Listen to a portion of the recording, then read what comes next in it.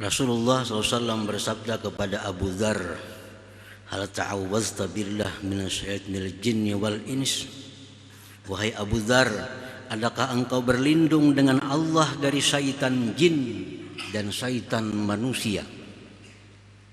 Qultu ya Rasulullah wa halil insi min syayatin? Jar Abu Dzar, wahai Rasul, adakah manusia itu yang jadi syaitan? Kata Nabi, na'am, ada.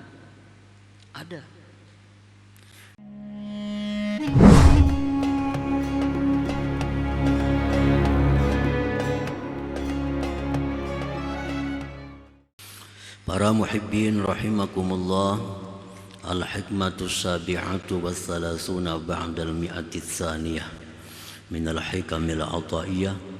Qala al-imam Ahmad ibnu Athaillah As-Sakandari rahimahullah, nafa'ana bi ulumihi wa asrarihi. Hikmah yang ke-237 dari Al-Hikamil Athaiyah, berkata pengarang Imam Ahmad ibnu Athaillah As-Sakandari rahimahullah, ja'alahu laka aduwan liyuhwisaka bihi ilaih wa harraka alaika nafsa liyaduma iqbaluka alaih. Artinya, Allah menjadikan syaitan musuh bagi engkau untuk menggiring engkau dengan syaitan itu kepada Allah, dan Allah menggerakkan atas engkau nafsu agar selalu berhadap engkau atas Allah Subhanahu wa ta'ala. Itulah arti terjemah daripada hikmah 237 ini. Ja'alallahu syaitan aduwan lak.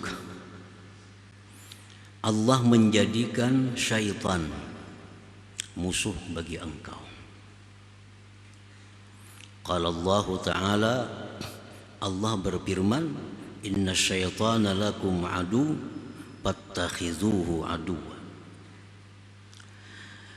Sesungguhnya syaitan itu adalah musuh kalian, maka jadikanlah dia musuh.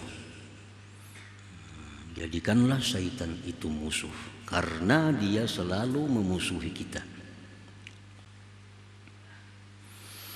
Wa annahu la yaghfulu anka hatta fi manamik. Dan syaitan itu tidak pernah lalai daripada engkau, tidak pernah lengah daripada engkau, hatta fi manamik, sehingga pada waktu tidur engkau. Artinya, jangankan kita di waktu jaga, di waktu tidur pun syaitan selalu memerangi kita. Wa annahu yabzulu juhdah bi igwa'ika wa idlalik. Dan syaitan itu mencurahkan kemampuannya untuk menyesatkan engkau. Binafsihi, dengan dirinya sendiri, wa junudihi, dan pasukan-pasukannya. Jadi syaitan ini bukan hanya sorangan, ada punya tentara, ada punya kawan, ada punya pasukan. Nah, dengan pasukan itu dia senantiasa mengganggu kita, menggoda kita agar kita terjerumus ke dalam jurang kehinaan. Para muhibbin rahimakumullah, wa junuduhu, tentara-tentara syaitan, pasukan-pasukan syaitan itu, contohnya kasultanil jair, seperti raja yang zalim. Raja yang zalim, baik raja besar, raja kecil. Raja besar macam presiden, raja kecil pembakal, lurah. Apabila pemimpin itu zalim, maka dia adalah pasukannya syaitan. Pasukannya syaitan. Karena kalau raja ini zalim, maka anak buahnya pun ikut. kezalimannya, mengiringi. Nah, kalau kada ikut, diberhentikannya, dipecatnya, jadi pegawainya. Nah, jadi kalau satu kantor itu umpamanya orang 100, rajanya ini zalim, itu ke 100-nya itu bisa jadi orang zalim. Ke 100-nya bisa jadi orang zalim. Karena kalau dia jujur, kalau dia adil, dia dipecat, dia dikeluarkan. Nah, jadi raja penguasa yang zalim itu adalah junudus syaitan, tentara syaitan. Jadi baik melalui syaitan sendiri, dan lagi dia banyak punya tentara-tentara. Wattajiril khain, tentara syaitan juga contohnya adalah pedagang yang khianat, pedagang yang culas. Nah, kalau pengusaha ini khianat dari atas, ke bawahnya terus akan khianat. Ke bawahnya terus akan khianat. Bila dari atasnya, misalnya kita sudah menukar gula dari asalnya 1 kilo itu kurang sedikit. Nah, nukar kita hendak menjual. Maulah kita mencukupi gula nang 1 kilo nang ditukar kurang tadi. Jangan-jangan bisa mengurangi pulang kita nih. Kalau kayak itu kena rugi. Nah, ke bawah kayaknya pulang berkurang pulang. Jadi asalnya gula itu nang 1 kilo sampai ke bawah bisa 1 kilo kurang saun jadinya. Nah, jadi pengusaha-pengusaha yang khianat ini adalah merupakan kawannya syaitan. Wasyaribil khamar, orang-orang pemabuk itu tentara syaitan. Karena orang tuh kalau mabuk sorangan kadarami. Nah, kadarami pasti orang mabuk babawaan. Nah, cari kawan nang mangawani mabuk nih. Walaupun kita kada berduit nukar, diberinya minum. Nah, itu orang-orang pemabuk itu adalah pasukannya syaitan. Pasti bakawanannya yang mabuk itu. Kita melihat berita-berita di televisi itu, ada nang 30 sekali mati minum khamar nang oplusan. Ini pasti berkumpulan. Ada sekong tukang huluwagahnya bebawaan. Nah, itu junudus syaitan, pasukan syaitan. Wasahibuz zina, orang yang berzina. Maulah berzina sorangan, sekurang-kurangnya laki bini berdua. Kini berkisah nih. Mendengar kena kurang iman lo hendak juga berzina. Babawaan juga orang berzina ini. Wasahibul ghibah, orang yang suka menggibah, mengumpat. Itu junudus syaitan, pasukan syaitan. Orang menggibah, kita nih mendengarkan, nah gara-gara inya. Gara-gara inya. Ini pasti mencari orang-orang yang mendengarkan gibahnya ini. Maulah sorangan gurunu-gurunu menggibah orang. Pasti mencari orang, mengajak orang, mengawani dosa. Wan namam, orang yang suka adu domba, anjur atar, ya aja tuh kawannya syaitan juga. Wa ghairihim, dan selainnya, banyak kawan syaitan ini. Jadi syaitan pada asalnya itu adalah bangsa jin. Jin yang jahat, syaitan. Tetapi pada kenyataannya banyak manusia-manusia yang menjadi syaitan. diterangkan oleh Allah dalam Al-Qur'anul Karim. Allah Subhanahu wa taala berfirman di dalam Al-Qur'an itu, wa kadzalika ja'alna likulli nabiyyin aduwa syayatinal ins wal jin. Setiap nabi itu kami jadikan musuh daripada syaitan-syaitan manusia dan syaitan-syaitan jin. Nah, jadi ada manusia yang sudah begitu dekat dengan syaitan, akhirnya jadi syaitan. Jadi syaitan, bukan kawannya lagi, jadi syaitannya. Pekerjaannya selalu mengajak orang maksiat, pekerjaannya mengajak orang berbuat yang dilarang oleh Allah, pekerjaannya itu menjauhkan orang dari Allah. Nah, ini syaitan, syaitan manusia.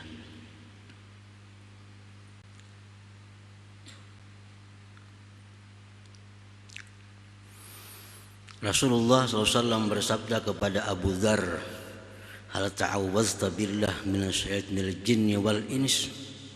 Wahai Abu Dzar, adakah engkau berlindung dengan Allah dari syaitan jin dan syaitan manusia? Qultu ya Rasulullah wa halil insi min syayatin. Jar Abu Dzar, wahai Rasul, adakah manusia itu yang jadi syaitan? Kata Nabi, na'am, ada.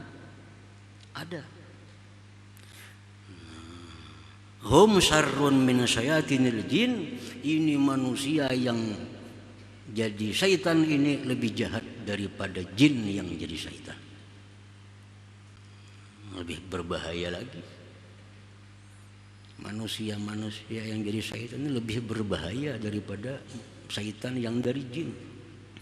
Karena kadang-kadang manusia yang menjadi syaitan ini kadang-kadang orang yang kita sayangi.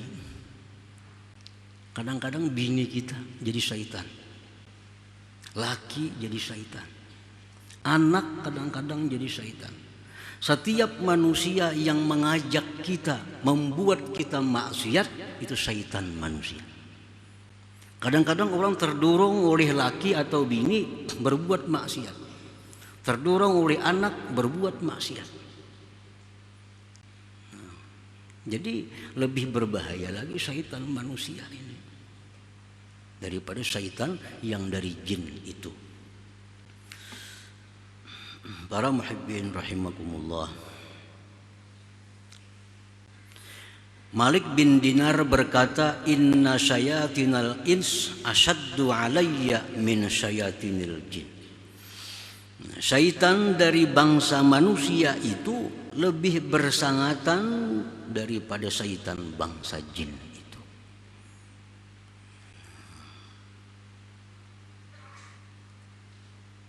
Bahkan binatang pun ada yang jahat sehingga sampai menjadi syaitan. Binatang. Sayyidina Umar radhiyallahu an naik tunggangan. Begitu naik tunggangan, beliau merasa hebat, merasa sombong dengan tunggangan itu. Wah, di sini Umar, ini salah aku nih, merasa sombong. Lalu Sayyidina Umar, anziluni min hadas syaitan, turunkan aku dari ini syaitan. Kendaraan-kendaraan yang bila kita naiki kita jadi angkuh, jadi sombong, itu kendaraan syaitan. Syaitan ini bisa kemana-mana, bisa jadi macam-macam. Pakaian enggak? Pakaian yang bila kita pakai, kalau kita merasa sombong, itu pakaian syaitan sudah menjelma menjadi pakaian. Nah, jadi syaitan dia selalu mencurahkan segala kemampuannya untuk menyesatkan kita. Fayattaru kadzalikal hal ilal isti'anati alaihi bimaulak jalla wa ala. Maka mendesaklah akan engkau oleh itu keadaan kepada minta pertolongan melawan syaitan tadi dengan Tuhan engkau Allah Subhanahu wa ta'ala. Karena syaitan ini begitu hebat, begitu banyak pasukannya, Ada dari manusia, ada dari binatang, ada dari benda. Kewalahan kita. Nah, maka itu mendorong kita untuk meminta perlindungan kepada Allah Subhanahu wa ta'ala. Fayahsulul iltija ilaihi wal intisaru bihi wat tawakkulu alaihi bidab'ihi anka, maka hasillah bersandar kepada Allah, minta pertolongan kepada Allah, berpasrah atas Allah pada menolaknya syaitan itu daripada engkau. Nah, akhirnya kita merasa kada mampu menandingi syaitan ini, lalu kita lari kepada Allah, minta tolong lawan Tuhan. Nah, minta tolong lawan Tuhan, jangan sampai diganggu oleh syaitan. Pagi, sore, malam kita selalu bersandar kepada Allah, berpegang kepada Allah agar dilindungi daripada syaitan ini. Nah, wa hadza huwal maksud minka, itulah yang dimaksud dari engkau itu, agar selalu berlindung kepada Allah Subhanahu wa ta'ala. Wa yahsulu bidzalik, hasillah dengan demikian qurbuka minhu subhanahu wa ta'ala, lalu hasillah dekat engkau daripada Allah.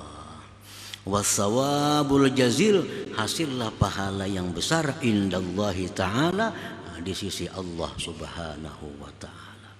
Nah, para muhibbin rahimakumullah, dari situlah timbul bacaan-bacaan yang diajarkan oleh Nabi.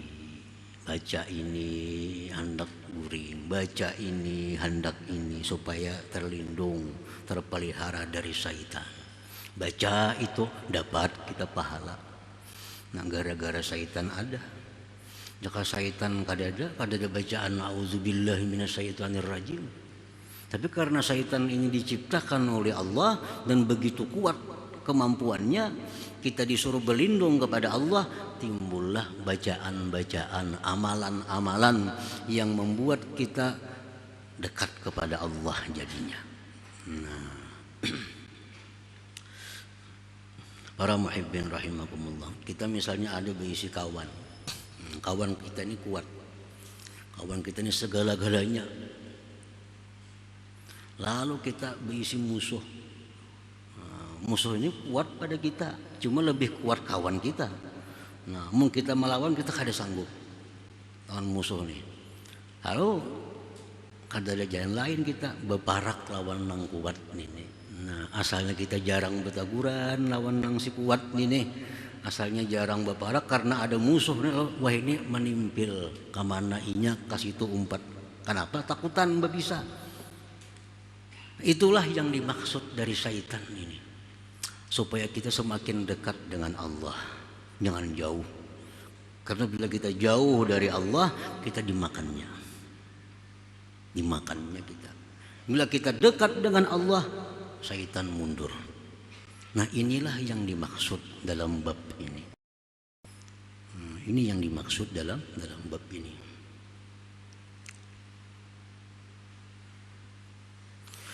Wa kadzalika harakatun nafsi fa innaha ammaratun bisu. Demikian pula gerakan nafsu. Itu nafsu selalu mengajak kita dengan kejahatan. Wa hiya fi jambaika, nafsu itu ada dalam tubuh engkau. Wa a'dal a'da'ilaka, dan musuh yang paling musuh bagi engkau. Syaitan itu musuh berat. Berat lagi melawan nafsu. Berat lagi melawan nafsu.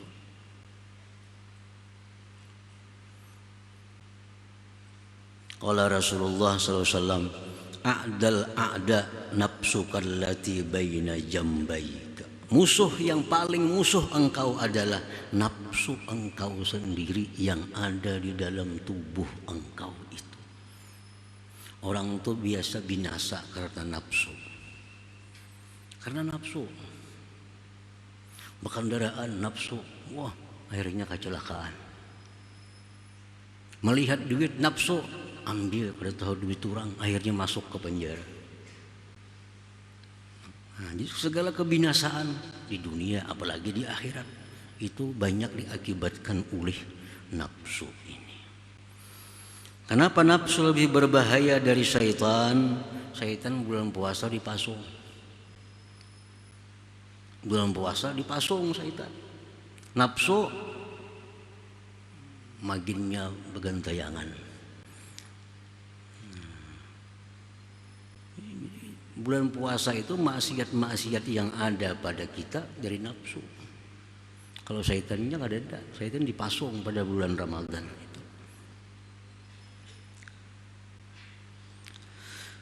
Wala taqdiru ala mujahadatiha illa bima'unati maulak subhanah, dan engkau tidak akan bisa melawan nafsu kecuali pertolongan Tuhan engkau subhanahu wa ta'ala.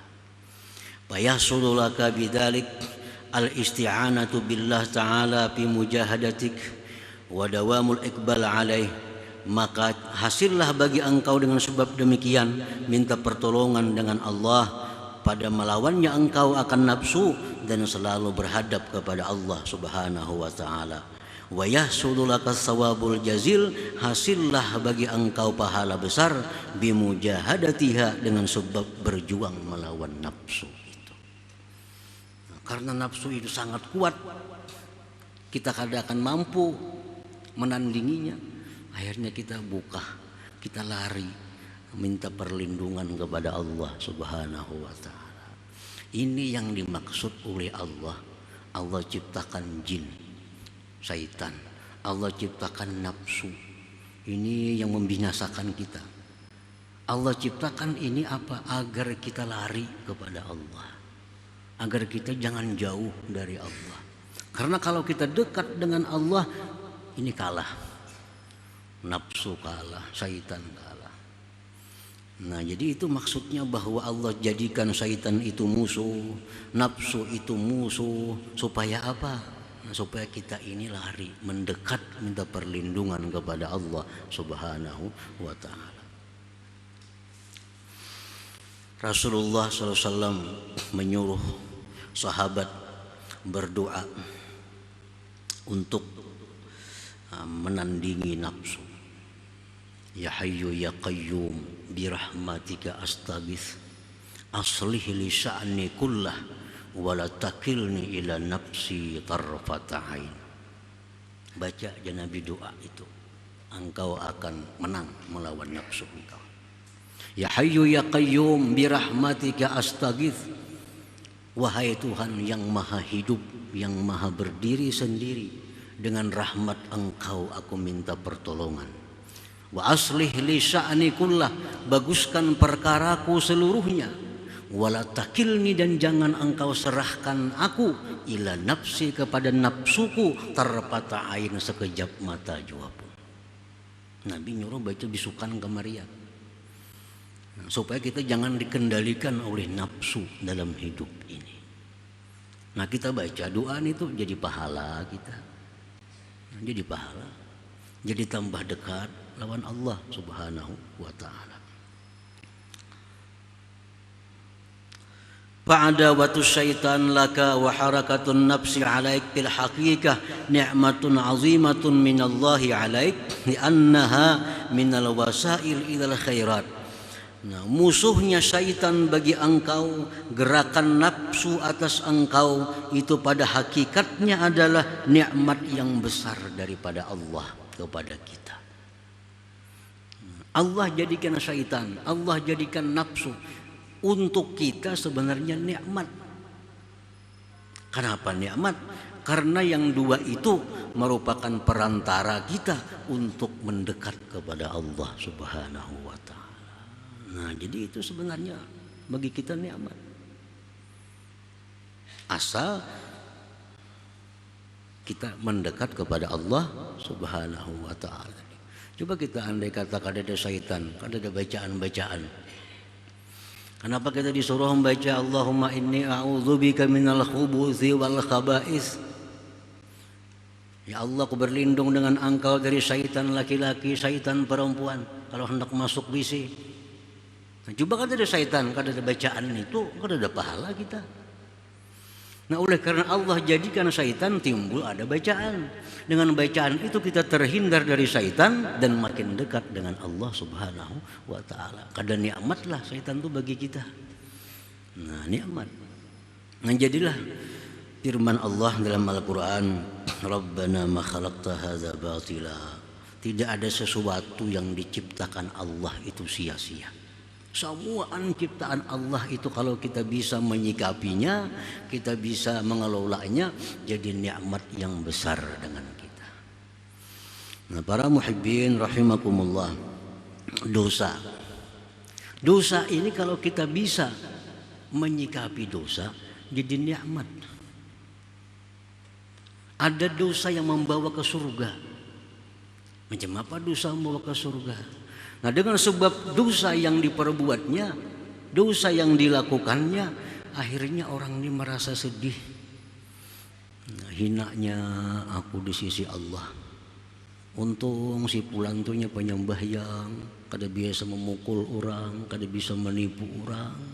Aku ini pekerjaan mulai dahulu sampai wahini menipu orang, berdusta, menggibah, merasa hina. Nah, gara-gara dosa itu dia merasa hina.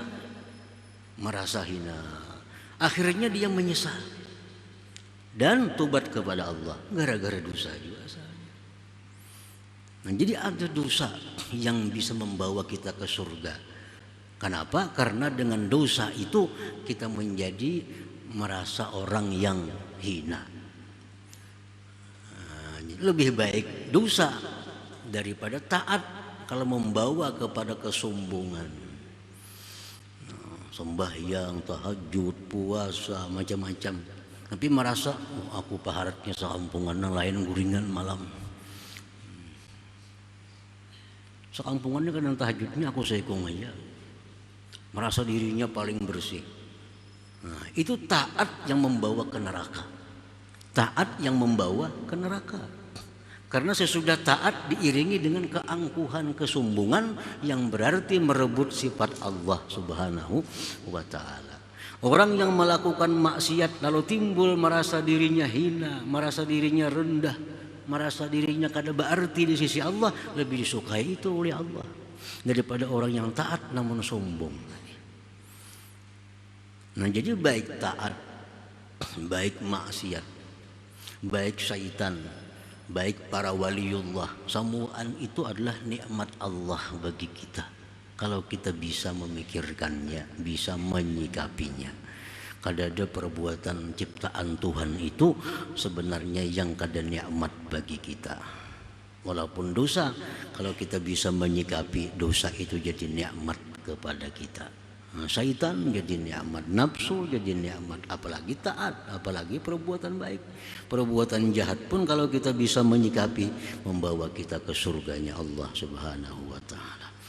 Nah, kemudian hikmah yang ke-238 insyaallah.